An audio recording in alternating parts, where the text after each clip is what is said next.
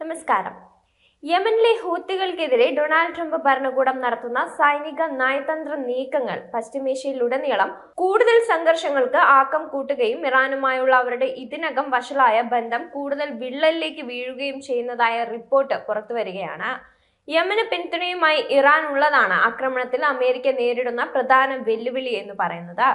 ഇറാന്റെ പ്രാദേശിക സ്വാധീനം തകർക്കാൻ അമേരിക്ക പല വഴിയും നോക്കിയെങ്കിലും ഒന്നും ഫലവത്തായില്ലെന്ന് മാത്രമല്ല, അമേരിക്കയോടുള്ള ഇറാന്റെ ഭീഷണികൾ വർദ്ധിക്കുകയാണ് ഉണ്ടായത്.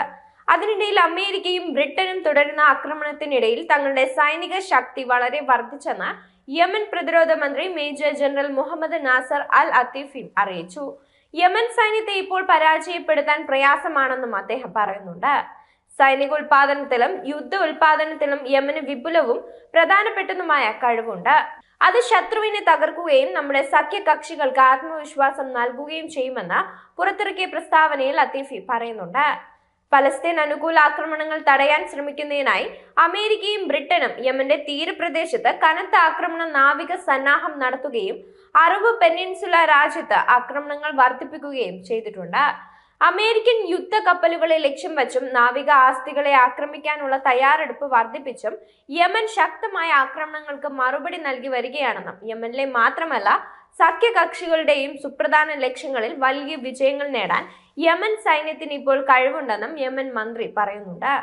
അമേരിക്ക ഇസ്രയേൽ ആക്രമണം ഉണ്ടായിരുന്നിട്ടും ഉപരോധിക്കപ്പെട്ട ഗാസ മുനമ്പിലെ പലസ്തീൻ ജനതയോടുള്ള യമന്റെ പിന്തുണ നിലപാടിൽ ഒരു മാറ്റവും ഉണ്ടാകില്ലെന്നും മന്ത്രി തറപ്പിച്ചു പറയുന്നുണ്ട്.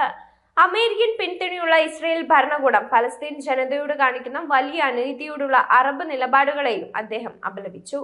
മേഖലയിൽ ഉടനീളം പടർന്നിരിക്കുന്ന വിനാശകരമായ കുഴപ്പങ്ങൾക്കും സയനിസ്റ്റ് അഭിലാഷങ്ങളുടെ തീജ്വാലകൾക്കും മുന്നിൽ യമൻ ജനതയ്ക്ക് നിശബ്ദയോ നിഷ്പക്ഷതയോ പാലിക്കാൻ കഴിയില്ലെന്നും അത്തീഫി വ്യക്തമാക്കി.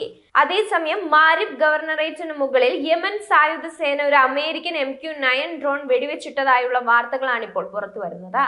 2023 ഒക്ടോബർ 7 ശേഷം രാജ്യം വെടിവെച്ചിട്ട 16ാമത്തെ ഡ്രോണാണിത്.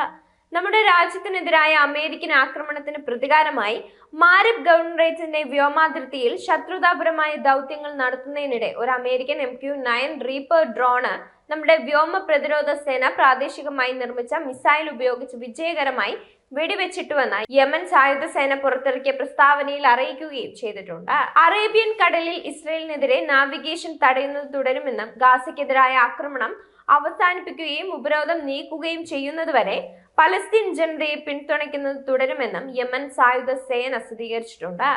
അതുമാത്രമല്ല, യമൻ തലസ്ഥാനമായ സനയിൽ അമേരിക്കൻ യുദ്ധവിമാനങ്ങൾ 13 തീവ്രമായ വ്യോമാക്രമണങ്ങളാണ് നടത്തിയത്. സനയിലെ അൽ മാലിക്ക പ്രദേശത്ത് 8 ആക്രമണങ്ങളും സർഫ് പ്രദേശത്ത് 5 ആക്രമണങ്ങളും നടന്നതായി യമൻ മാധ്യമങ്ങളും റിപ്പോർട്ട് ചെയ്തിട്ടുണ്ട്. പ്രാദേശിക സഖ്യകക്ഷികളായ ഇസ്രയേലുമായും സൗദി അറേബ്യയുമായും ഏകോപിപ്പിച്ചിരിക്കുന്ന ട്രംപിന്റെ വിദേശ നയത്തിന്റെ നിർണായക ലക്ഷ്യമാണ് ഈ അച്ചുതണ്ട് തകർക്കുക എന്നത്. ഇറാനും അതിന്റെ സഖ്യകക്ഷികളും തമ്മിലുള്ള പ്രത്യയശാസ്ത്ര ബന്ധങ്ങൾ തകർക്കുന്നതിലൂടെ ഇറാന്റെ പ്രാദേശിക സ്വാധീനം കുറയ്ക്കാനാണ് അമേരിക്കയുടെ ലക്ഷ്യം. കാരണം ഇറാന്റെ വളർച്ച അമേരിക്ക ഉയർത്തുന്നത് വൻ ഭീഷണികളാണെന്നതാണ് ഇതിന് കാരണം. അതിനിടയിൽ നയതന്ത്രത്തിനൊക്കെ അമേരിക്ക ഇറാന്റെ അടുത്തേക്ക് പോയെങ്കിലും ഇറാൻ ട്രംപിനെ അടുപ്പിച്ചിരുന്നില്ല. ആക്രമണത്തിന് ട്രംപ് ഭീഷണി മുഴക്കിയപ്പോഴും ഇറാൻ അടുത്തിരുന്നില്ല. ആക്രമണമെങ്കിൽ അങ്ങനെ എന്ന നിലപാട് തന്നെയാണ് ഇറാൻ ഇപ്പോഴും സ്വീകരിക്കുന്നത്.